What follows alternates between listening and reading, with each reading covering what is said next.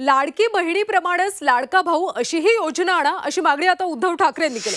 या योजनेमध्ये महिला पुरुषांमध्ये भेद करू नका, मात्र ही योजना आणताना त्याची जबाबदारी मुनगंटीवार यांना देऊ नका असा खोचक सल्लाही ठाकरेंनी दिला। लोकसभा निवडणुकीदरम्यान मुनगंटीवारांनी महिलांबद्दल केलेल्या विधानावरून ठाकरेंनी हा टोला लगावला। लाडकी बहीण जर काही योजना तुम्ही आणत असाल तिचं आम्ही स्वागत करतो आहोत, पण लाडका भाऊ सुद्धा योजना आणा आणि त्यांना सुद्धा जसं तुम्ही माझ्या माता भगिनींना लाभ देणार तसं माझ्या भावांना पण द्या। तुम्ही भेदभाव करू नका, कारण महिला आपल्या आता तो काळ गेला, जुना काळ गेला।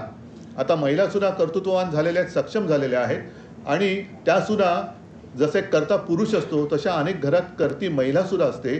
तर महिला आणि पुरुषांमध्ये भेदभाव न करता या योजना दोघांसाठी तुम्ही आणा।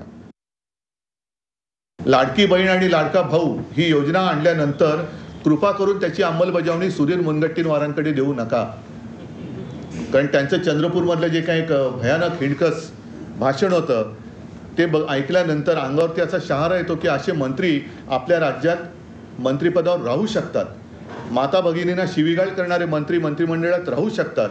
माता भगिनींवरती अत्याचार करणाऱ्याचे आरोप ज्यांच्यावर आहेत असे सुद्धा मंत्री राहू शकतात। तर अशा मंत्र्यांकडे त्याची आणि आता 2-3च महिने राहिलेत म्हणा, पण अशा व्यक्तींकडे याची अंमलबजावणीची जबाबदारी देऊ नका।